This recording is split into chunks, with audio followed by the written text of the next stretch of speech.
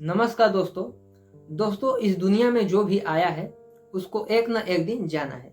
यानी कि किसी के जन्म के साथ ही यह निर्धारण कर लिया जाता है कि यह एक न एक दिन इस संसार की सभी सुख सुविधा को छोड़कर चला जाएगा, यानी कि इसकी मृत्यु हो जाएगी। लेकिन दोस्तों, आप लोग शायद ही कभी सुने होंगे कि एक ग्लेशियर की मृत्यु हो गई। यानी कि दोस्तों, आप लोग कभी ना कभी ये सब तो सुने होंगे कि एक जीव की मृत्यु हो गई, मनुष्य की मृत्यु हो गई, आदि चीजों की मृत्यु हो गई।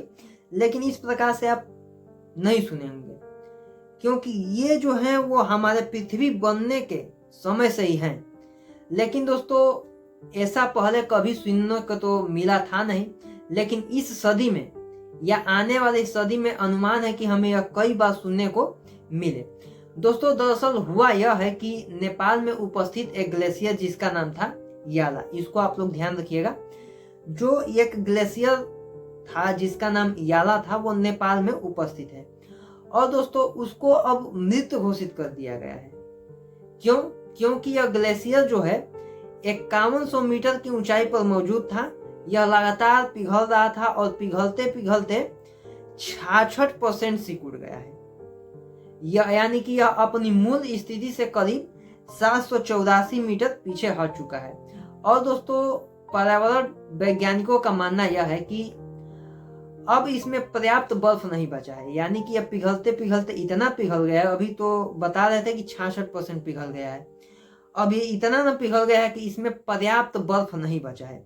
यानी कि पर्याप्त बर्फ नहीं बचा है तो अब ये रिवाइव नहीं कर पाएगा। यानी कि अब थोड़ा सा भी उम्मीदें नहीं है कि यह ग्लेशियर फिर से अपने रूप में आ सके। और दोस्तों, यहाँ तक कि यह भी कहा गया है कि जो थोड़े बहुत बचे खुचे ग्लेशियर, अभी ग्लेशियर में बर्फ जो थोड़ा बहुत है, वो 2040 तक बिल्कुल एकदम खत्म हो जाएगा। यानी कि चिकना मैदान हो जाएगा, ठीक ना। तो दोस्तों, इस ग्लेशियर को 12 मई 2025 को स्थानीय समुदाय, वैज्ञानिक और भिक्षुओं द्वारा श्रद्धांजलि दी गई थी। और दोस्तों, इस समारोह में भारत, नेपाल, चीन समेत कई देश के पर्यावरण वैज्ञानिक, ट्रैकिंग करने वाले तथा ग्लेशियोलॉजिस्ट, जिसको हम लोग ग्लेशियोलॉजिस्ट भी कहते हैं, समेत कई लोग पहुंचे और उसका अंतिम संस्कार या मृत्यु, जिसको श्रद्धांजलि कहते हैं, वो दिए। और दोस्तों, यह जो याला ग्लेशियर है, यह पहला ग्लेशियर नहीं है जिसका मृत्यु हुआ है, श्रद्धांजलि दिया गया। इसके पहले भी 2 ग्लेशियर, आइसलैंड का ओक और मेक्सिको का आयोलोको ग्लेशियर की मृत्यु 2019 और 2021 में हो चुका है। और दोस्तों, याला ग्लेशियर के यहाँ एक पट्टिका लगाई गई है जिस पर लिखा गया है कि यह आइसलैंड का पहला ग्लेशियर है जिसने ग्लेशियर का दर्जा खो दिया है। यानी कि आइसलैंड का पहला ग्लेशियर कहने का अर्थ है कि यह पहला ग्लेशियर ऐसा ग्लेशियर है जो अब ग्लेशियर नहीं रहा, क्योंकि जो उस पर बर्फ रहता है उसी के कारण वो ग्लेशियर कहलाता है। अब वो बर्फ ही नहीं रहा तो वो ग्लेशियर कहाँ कहलाएगा, ठीक ना। यानी कि उस पर आप देखेंगे तो अभी वीडियो में हम लगा देंगे कि एक जैसे रोड बनता है, आप लोगों के गांव शहर में रोड बनता होगा, तो एक जो बनवाता है उस पर लिखा जाता है कि इतना रकम यहाँ से यहाँ तक बना। उसी प्रकार से इस ग्लेशियर की मृत्यु के बाद वहां के चट्टानों पर एक लगाया गया है। तो उस पर यही लिखा गया है कि यह आइसलैंड का पहला ग्लेशियर है जिसने ग्लेशियर का दर्जा खो दिया है। और अगले 200 वर्षों में हमारे सभी ग्लेशियरों के इसी रास्ते पर चलने का उम्मीद है। यानी कि आने वाले समय में भी ग्लेशियर ऐसे ही पिघलते रहेंगे।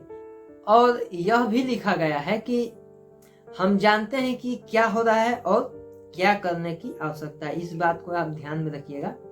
ये बहुत अच्छी बातें लिखी गई हैं। अच्छी क्या मतलब, अगर सोचे तो बहुत गहरा बात है, या नहीं तो कुछ नहीं है।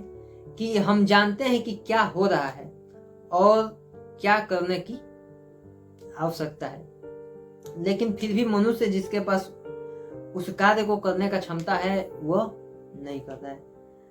तो दोस्तों, यह वीडियो आप लोगों को कैसा लगा आप लोग कमेंट बॉक्स में जरूर बताइए।